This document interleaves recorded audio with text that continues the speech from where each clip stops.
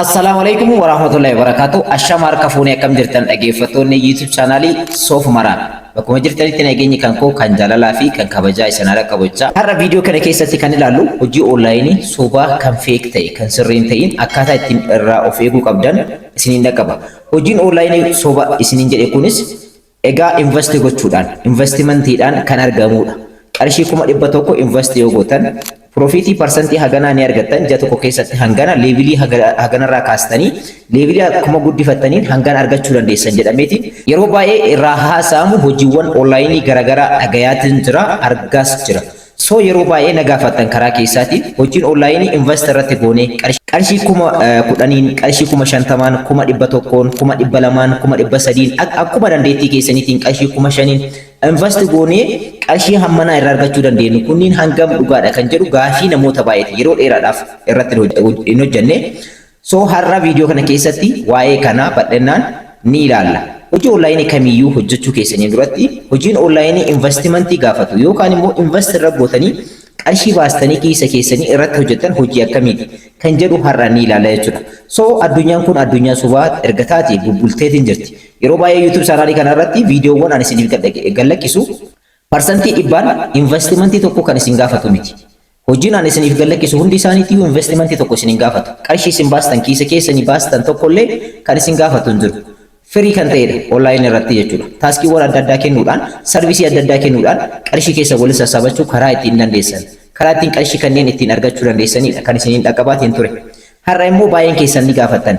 Qarshii invest godheetiin irratti baasee hojii onlaayinii kanneen yoo hojjete qarshii 10,000 invest yeroo itti gootan qarshii 10,000 persentiidhaan levelii hangana irra yeroo geessan ni hojjettan. Ni argattan profitii hangana argattan ji'a tokko keessatti ji'a lama keessatti waggaatti immoo miiliyoneera ta'uu dandeessan of jijjiiruu dandeessan. Jedhameetiin kan himamu egaa hojii onlaayinii baay'eetu jira. Waggaa 8 yookaan immoo 7 dura baay'een keessan ni beektan jedheetii yaada dhaabbanni chaayinaadhaa tokko biyya keenya keessatti uumameetiin ture Tiyaansi kan jedhamu. Egaa abbaa qabeenyaa yookaan nama chaayinaawii ta'e tokkoon kan biyya keenya keessatti hundeeffamee fi namoota biyyoota keenya keessatti argamuun guruppii ta'anii biyyoolli godhanii kaampaanii Tiyaansi jedhan tokko hundeessanii turan. Namoonni kaampaanii sana irratti hojjetan profitii kan argatan jiranii akkanumallee moo isaan irra caala immoo qarshii dhabanii kasaaraa keessa seenanii rakkachaa turan jiran. So kanaaf viidiyoo keenya har'aa keessatti kan ilaallu gabaabinumatti hojiin onlaayinii akkanaa kunniin maalidha kan jedhu akka irraa of eeggannoo gootaniif qabadee isiniif dhufe. So hojii onlaayinii hin hojjenne yeroo jettan hojiin onlaayinii gosoota lamaan hojjetamu. Tokkoffaa pyramid scheme kan jedhamutu jira. Pyramid scheme kun maalidha kan jedhu isiniin dhaqqaba. Inni biraa immoo multi level marketing yookaan immoo LM kan jedhamutu jira. Isa kanallee isiniin dhaqqaba. So viidiyoo kana keessatti gabaabinumatti qarshii 10,000, 5,000, 50,000, 60,000 baastanii qarshiin invest isin gootanii onlaayinii irratti hojii ittiin hojjettan hojii sobaati hojii akkanaa kanarraa akka of eegdan abdiin qaba. Irraayis of eegaadha. Qarshii 100 yoo baastan yookaan immoo qarshii 200,000, 300,000 miiliyoonallee baasuu dandeessan. Kana yoo ta'e immoo aksiyoona bitadhaadha. Moor filatamaan isa waan ta'eef. So kanaaf viidiyoo gabaabduu kana keessatti ni ilaalla jechuudha. Hanga dhumaatti na faana turaadha. Egaa ani immoo YouTube channelii kan koo Soof Maraab irraa bakka warroonni YouTube channelii kanaaf haaraa ta'an YouTube channeliin kun YouTube channelii barnootaati kan teekinooloojiidhaan itti wal baratan waan ta'eef subscribe gochuudhaan gara maatiiwwan keenyatti dabalamaadha. Viidiyoo keenya kanarraa keessatti gabaabinumatti waa'ee hojii onlaayinii soba ta'e kan investimentii isin gaafatu isiniif qabadheetiin dhufe. Egaa hojiin onlaayinii kun damee baay'eedhaan hojjetama. Karaa adda addaatiin hojjetama. Kana define godhee isiniif ibsuudhaaf, clear isiniif gochuudhaaf tokkoon isaanii kan sarvisii neetworkiitti fayyadamanii social marketing jedhameetiin hojjetaman jiran. Isaan taaskiidhaan hojjetaman immoo waan tokkoyyuu baasii tokko isin hin gaafanne, investimentii tokko isin hin gaafanne kan hojjetaman jiran. Kanneen ani isiniif dhiyaasaatiin jiru kanneen jechuudha. Firiidha. Baasiin isin baastan hin jirtu. Sa'aatii keessan qofaadha.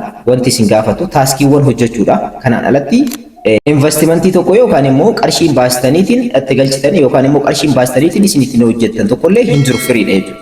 Neetworkii keessanii fi bilbila keessanii kan isin gaafatu. Yeroo ammaa kana immoo qarshii 10,000, 50,000, 60,000 namoonni baay'een dhaabbata mataa isaanii hundeessanii ergasii immoo dhaabbata sana irratti invest godhanii warroon hojjetan jiran. Biyyoolli godhanii fi aappii yookaan immoo weebsaayitii ni uumanii fi weebsaayitii sana irratti galmaa'anii qarshii hanganaa karaa nigdiitiin karaa baankiiwwan adda addaatiin jechuudha qarshii 10,000, 50,000, 100,000 galchaatii ergasii immoo profitii ittiin argattan kan jedhan baay'een kan uummata gowwoomsaa kan jiran baay'eetu jira. Isa kanarraa akka of eegdanii fi har'a kaayyoon koo. Inni kunis pyramid scheme kan jedhamutu jira. Pyramid scheme jechuun maal jechuudha kan isin jedhu isin hin qabu. Pyramid scheme jechuun namoonni neetworkii itti fayyadamuudhaan neetworkii isaanii kana bal'ifatanii ergasii immoo guruppiin xiqqaa ta'e tokko guruppiin kun namoota of jalatti horachuudhaan ergasii immoo guddachaatiin deema. Pyramid scheme. Akka iskiriin irratti argaa jirtan kanaan jechuudha. Guruppiin tokko ni dhufa. Guruppiin sun kaampaanii maqaan isaa Ebalu jedhamu tokko ni moggaasa. Haa jennuuni. Egaa kaampaanii yookaan immoo guruppiin uumame kun maal godhaa? Namootaaf maal qopheessa? Weebsaayitii qopheessa, aappii qopheessa. Ergasii immoo aappii sanii namoonni immoo invest akka irratti godhan qarshii 10,000 irraa ta'uu danda'a, qarshii 5,000 irraa ta'uu danda'a. Fakkeenyaaf qarshii 5,000 irraa kaastanii hanga qarshii 100,000tti yookaan hanga miliyoona takkaatti invest gootanii piroofitii sadarkaa keessanii leevilii keessaniin hangana argachuu dandeessan. Ji'a tokko keessatti torbaanitti guyyatti jedhamee hiramee kennamaaf ni qophaa'a inni kun. Ergasii immoo namoonni ni dhufanii as jalatti galmaa'u. Fakkeenyaaf nam tokko yoo dhufe namoota na jalatti argaman namoota 10 yoo kan fideetiin dhufu ta'u guruppii kana keessa seena. Maal qabatee dhufe jechuudha namoonni an qabateetiin dhufu kun qarshii 5,000 yoo ta'e qarshii 5,000 namni 10,050 qabateetiin dhufu. Yookaan immoo 100 yoo ta'e immoo 1,500 qabateetiin dhufa jechuudha ana jalatti. Ergasii immoo namoonni kunniin wal baay'isaa namootaaf invite akka godhan liinkii create ni tahaa fi wal baay'isaa profitii kan argachuudhaaf jecha. Fakkeenyaaf qarshii 10,000 ji'a tokko keessatti 5,000 profitii ni argatta yoo jedhame san argachuudhaaf jecha namoonni qarshii baasanii gara kaampaanii kanaatti yookaan immoo guruppii kanaatti ni galchanii guruppii kireetaroota warroonni gubbaa irra jiran isaan kunniin qarshii qarshiin kun garam deema jechuudha gara namoota kanneenitti deemaa jechuudha. Ergasii immoo namoonni kunniin profitii argatan. Ergasii immoo wanti isaan qabatanii dhufan piroodaaktii tokko ta'uu danda'a. Isaan baay'een isaanii piroodaaktii qabatanii dhufanii pyramid scheme kun warroonni kanneenii jechuudha. Akka tasaa piroodaaktii warroonni qabatan jiran baay'een keessan ni beektanii Fiyaansiin ni beektan miti. Fiyaasis ni beektan baay'een keessan. Piroodaaktii mataa isaanii qabatanii dhufanii piroodaaktii kana galmaayitii ergasii immoo ni gurgurtaa namootaaf invite ni goota leevilii kan kee ni guddifatta qarshii hanganaa ni baasta piroofitii ni argatta akkaataa ittiin gurgurtee parsantiidhaaf siif kafalama jedhameetiin namoota gowwoomsuun hedduu tokko kan baratamedha jechuudha. So kanaaf of eeggannoon isin asirratti gochuu qabdan maalidha? Pyramid scheme jechuun akkuma ibsitan bifa pyramidii kan qabudha. Guruppiin tokko dhufee ni hundeessa dhaabbata sobaa wayii interneeta gahaa ta'e access godhamu ta'u websaayitii ni qopheessanii fi aappii ni qopheessanii fi ergasii immoo namoonni qarshii ni kafalu. Ergasii immoo namoonni piroofitii jedhame san argachuudhaaf jecha namoota baay'ee of jalatti ni horatu. Isaan qarshii bareedaa ni argatu. Ergasii immoo ni badu. Bara 2011, 2012, 2013 Fiyaansi baay'ee keessan ni beektanii nama chaayinaawiidhaan namoota Itoophiyaa walitti qabamanii guruppii Fiyaansi jedhamu uumanii guruppii sana irratti namoonni meeqa akka kasaare baay'een keessan ni beektanii seenaa keessas dhageettanii jirtan. Ammas kan jiran Itkeer kan jedhamu ni jira ammas Itoophiyaa keessatti kan sobaa jechuudha. Wanti inni qopheesseetiin hin qaba jedhu egaa dibannaa adda addaa, saamunaa adda addaa, dibannaawwan adda addaa qopheessee ni qaba jedha. Itkeer kan jedhamu egaa piroodaaktiiwwan dibannaa adda addaa kan saamunaadhaa kan adda addaa ni jiran. Itkeer kan jedhameetiin kan mootummaanis beekamtii kenneef garuu dhaabbanni kun dhaabbata feekii ta'uu yeroo baay'ee irra deddeebi'eetiin dubbachaatiin jira. So irraa of eeggadhaa dhaabbata akkasii keessatti galmooftanii invest gootanii qarshii baastanii gonkumayyuu akka hin nyaatamne isiniin jechuu barbaada. So pyramid scheme kana irratti maalidha? Bal'inaan yeroo biraa ni ilaalla. Namoonni akka irraa of eeggatanii fi asirratti wanti beekamu qabu namoonni piroofitii asirraa argachuu danda'an namoota dhaabbata kana jalqaba irratti hundeessanidha. Appilikeeshina biildi godhanii fi ergasii immoo weebsaayitii uumanii fi leevilii namoonni ittiin galmaanillee qopheessanii leevilii kanaan qarshii kana argachuu dandeessaniitiin irratti biildi godhaniitiin hojjetan kunniin irraa of eeggadhaadha. Gama seeraatiinis wanti akkanaa seera qabeessaa miti akka biyyi keenyas hin heeyyamtu pyramid scheme kana. So kanaaf of eeggannoo akka gootaniif abdiin qaba. Egaa hojiiwwan onlaayinii akkasitti invest irra gochuu dandeessan. Riiskii isin gaafatan kunniin maal qabaachuu qabanii? Dirqama gaaraantii qabaachuu qaban. Seeraan wal qabachuu qaban.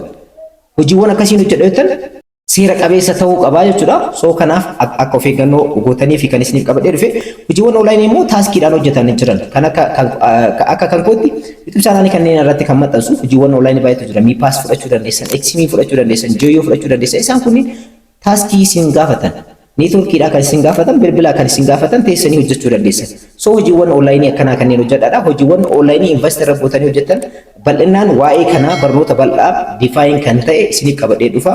Waa'ee keessattuu pyramid scheme kana of eeggannoo godhaadha. Piroodaaktii hin qabanii, piroofitiin hin jiru. kan baasiidha. Isin ergasii immoo leevilii keessan guddifadhaa hangana baafattan namaa hangana affeeraadhaa hangana baafattan kan jedhu qofaadha. So wanti qabatamaan jiru irraa of eeggannoo akka gootaniif isinii qabadhee dhufe dhaabbattoonni akkanaa kan hundaa'aa jiran yeroo adda addaas hundaa'aniitiin kan badan ergasii immoo qabeenya namaa erga nyaatanii booda gama seeraatiin illee karaa adda addaatiin illee kan badanii biyya keessaa bayan baay'eetu jira waan ta'eef of eeggannoo akka gootaniif viidiyoo tana qabadhee isiniif dhufe akka irraa fayyadamtan abdiin qaba. Egaa viidiyoo tana nama hundaafuu sheer gochuun dagatinaadha. Warroonni YouTube chaanaalii kanaaf haaraa taatan immoo subscribe, like, sheer gochuun irraanfatinaadha. Information akkanaa yeroo adda addaa qabadhee isiniif dhufa. Hangasitti nagaan naa jiraadha.